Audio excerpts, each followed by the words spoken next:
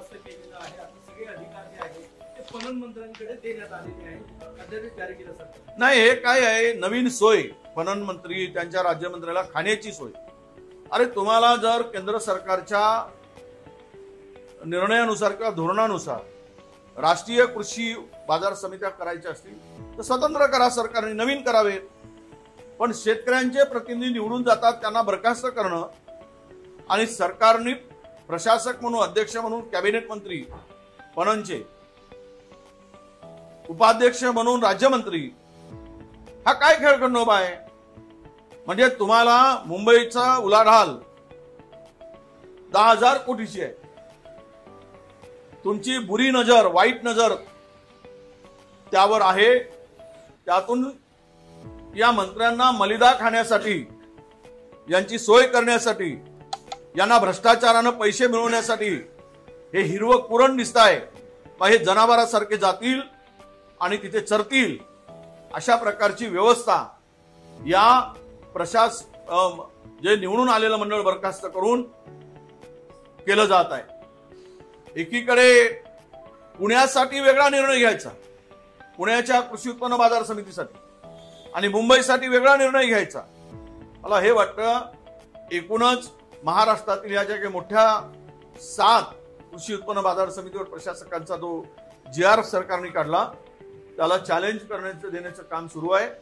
आणि ही तर मी म्हणेल की जनतेच्या, शेतकऱ्यांच्या हक्काच्या ठिकाणी अतिक्रमण करून शासनाने निवडून आलेल्या प्रतिनिधीला दूर करून, रान मोकळं करून स्वतःच्या खाण्याचा नवा मार्ग या मंत्र्यांनी शोधलेला आहे, सरकारने शोधला आहे, असं माझं स्पष्ट आरोप. आज बीडला ओबीसी मोर्चा आहे, तुम्ही नागपुरात आहात, जाणार आहात की नाही, आणि मोर्चा नाही, खरं तर मोर्चा काढतायत, ओबीसी बांधव एकत्र येत आहेत, आमच्या शुभेच्छा आहेत.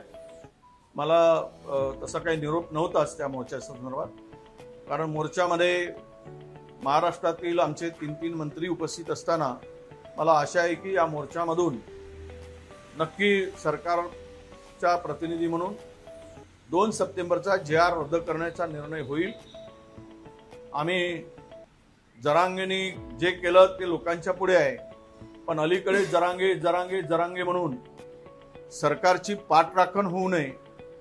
सरकारने जो काळा GR काढून 2 सप्टेंबरचा जे ओबीसीच्या हक्काचं हिरावून घेतलं आहे, याला दोषी कोण आहे, याचं पाप कोणाच्या डोक्यावर आहे?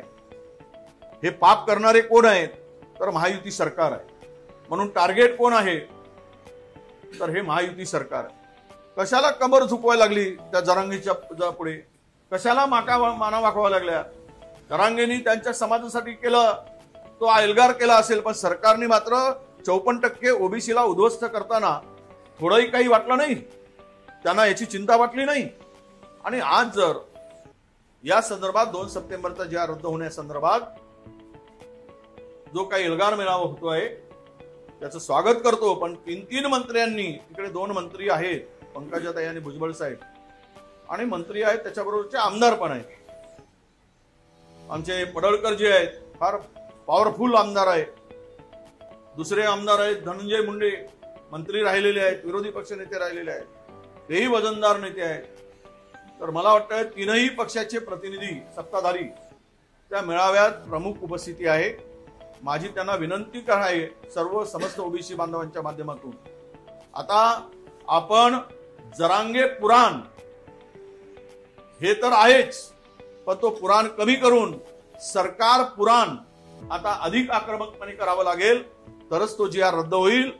नाहीतर आपण म्हणू की आपल्याला आशेचा किरण, हा आशेचा किरण काय करतो हे तुम्हाला सांगावं लागेल.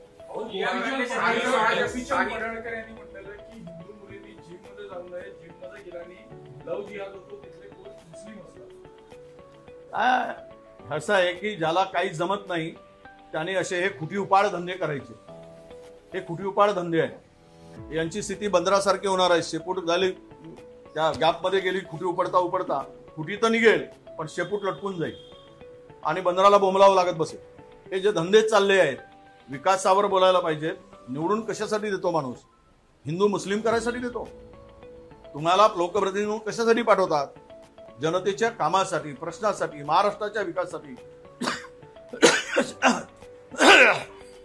शेतकऱ्यांच्या हक्कासाठी, बेरोजगारांचे प्रश्न सोडवण्यासाठी, महाराष्ट्राला उंचीवर नेण्यासाठी आणि हे सगळे खुटीउपाड धंदे महाराष्ट्रात जे सुरू आहेत ते खुटीउपाड धंदे हे करण्यासाठीच काही माणसं झाडावर लावणारे, घरावर लावणारे, मंदिर मस्जिदीवर लावणारे काही बंदर पोचले गेले आहेत असा माझा स्पष्ट आरोप आहे.